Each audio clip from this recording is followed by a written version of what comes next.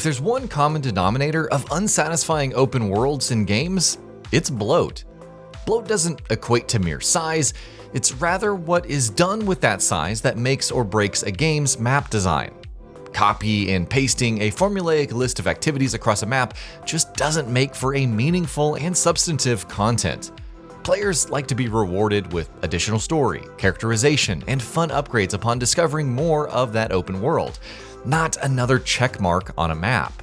The Witcher 3's world is huge, but players don't complain about it being bloated because it's filled with unique landmarks and interesting side quests around every corner. These 10 games even managed to disappoint the casual collectathon fan with their uninspired locales and boring terrain, proving that games need to do more than merely populate the world with objects. So here are 10 more open world games in recent years that have suffered from bloat. Please note that this is a follow-up to our original video which we did in 2023. Forspoken. Like other games on this list, Forspoken had a ton of potential leading up to its release.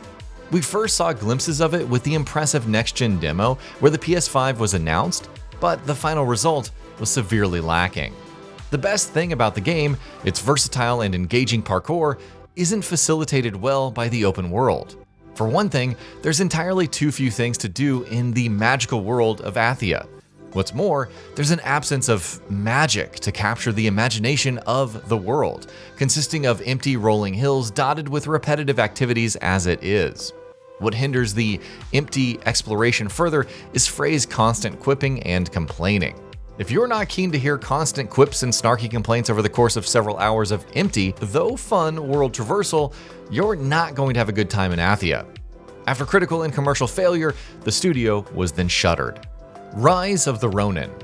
Team Ninja's design identity lives and breathes by its dense and action-packed linear nature.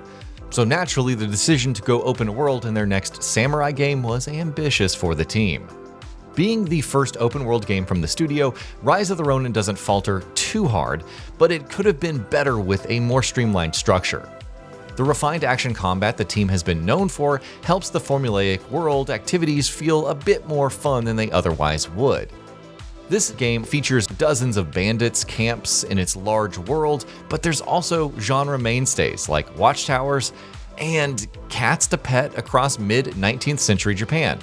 Okay, at least that's kind of charming. Still, the lack of organic environmental discovery, unlike, say, Ghost of Tsushima's Waypoint Wind, and a more empty and boring map than other games within the space, that keeps Rise of the Ronin from reaching the potential set by its unique time period and deep combat. Hopefully the developers will keep on investing in this IP, because there is potential here, and Rise of the Ronin 2 could be a genuinely great game. Biomutant.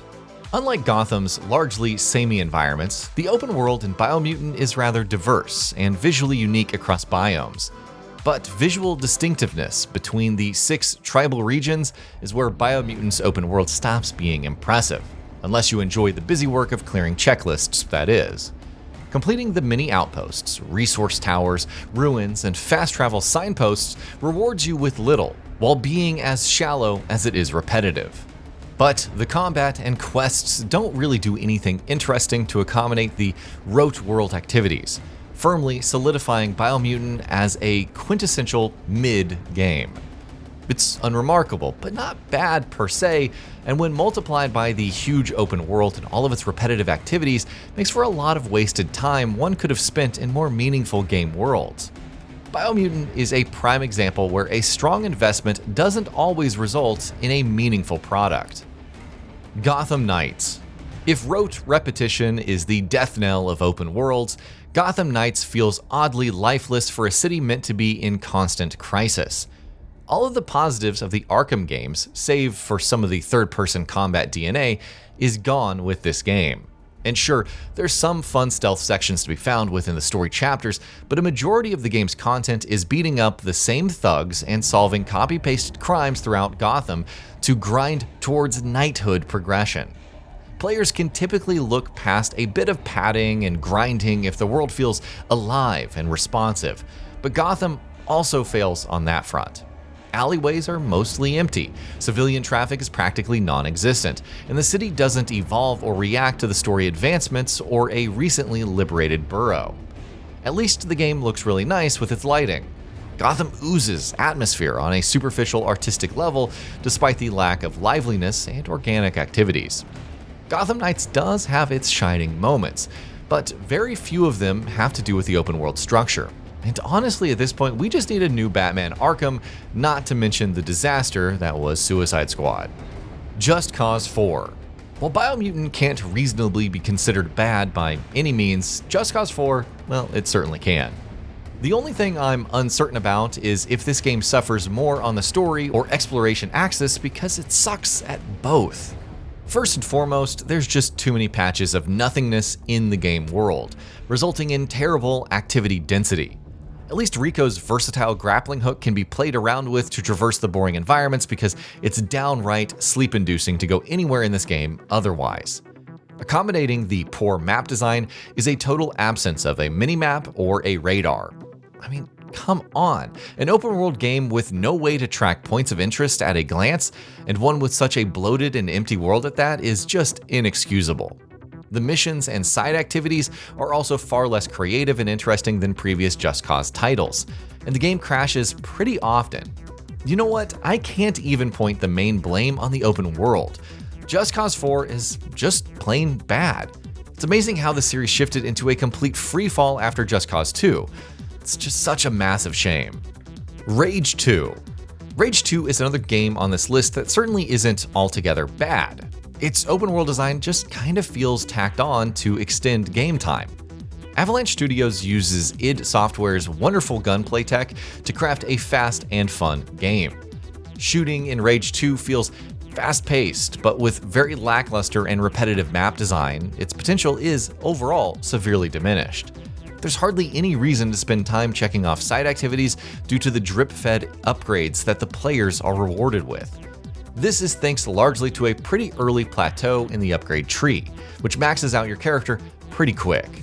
And without any meaningful side stories or lore to discover out in the wasteland, exploration is largely an exercise in repetition. The rapid pacing of the gunplay also just isn't well suited for the wide swaths of land, something a more densely populated map could have remedied a bit. It's a shame Rage 2 faltered on the open world front. A synthesis between id's gun mechanics and the open world chaos of Just Cause 3 set within a Mad Max-esque setting, well, that seems like a dream come true. But Rage 2's world is largely average and is enough to pull down the game's otherwise fun gameplay and traversal mechanics. It's unlikely we'll ever see a new Rage game, and, well, that's such a disappointment. Mafia III. The original studio behind the first two Mafia games merged into Hangar 13 for Mafia III. Hangar 13's debut game lacks a lot of the charm and density the previous games had, going for a quantity over quality approach. The territory control system becomes repetitive, with little variation between districts. The world itself, a fictional version of New Orleans, also lacks intriguing landmarks and unique stuff to do with it. It's just a shallow and hollow open world all around. At least the story and atmosphere somewhat make up for it. However, repetitive side objectives are often mandatory to progress the main plot, harming that aspect as well. Here's hoping that Hangar 13 has learned from their first game and refined Mafia the Old Country's Italy into something more engaging. Saints Row 2022. In a lot of ways, the 2022 reboot of Saints Row feels like a first draft of a game from a decade ago. It's got the basic elements to make a classic Saints Row experience, but hardly any of the creativity, charm, or polish. Where previous Saints Row games made exploring and causing mayhem unpredictable and fun, this reboot turns every open-world activity into a chore. Criminal ventures are just one example of this. Once you do your first couple insurance fraud busts and repo jobs, you've pretty much done them all. The world does little to encourage curiosity either, considering how empty and vacuous it feels. What's really a shame is the lack of charm across the whole experience, thanks in part to the odd, incongruent meshing of attempted wackiness with the serious drama, resulting in an experience that falls flat in the end. This release, more or less, has killed Saints Row. Crackdown 3. Out of all of the games featured on this list, Crackdown 3 reigns supreme when it comes to boring environments. We all wanted to explore a dark sci-fi city in the sequel, but the city's repetitive building designs make exploration feel stale and uninspired. It's one of those games where the asset reuse is so glaringly obvious that it significantly detracts from the experience. But it's not just the bland environments of the city that hurt the open world experience. Mission and enemy variety is severely formulaic as well. What puts the nail in the coffin is the paltry rewards for doing open world activities. You're mostly just collecting ability orbs after completing activities or exploring environments with no interesting lore or customization. And of course, Crackdown 3 commits the major sin of mandating side content to progress the main story, this time in the guise of collecting intel for regional boss fights. At least there's the charm of playing as Terry Crews throughout the formulaic experience, but even that wears thin pretty quickly. With Microsoft canceling projects left and right, the future of Crackdown seems like it's done and dusted. Need for Speed Payback. Need for Speed Payback is a game I still kind of enjoy playing to this day, but it's not to experience the exploration or anything. No, it's just the superb vehicle selection and customization which is the main draw of that game. But even that can be had in the better Need for Speed maps that Heat and Unbound facilitate. Payback's fictional map is quite large and spread out, but it features no police chases outside of scripted events. Instead of hiding from cops and making an intricate escape through a dense downtown route, you're just collecting stuff and starting events on the map.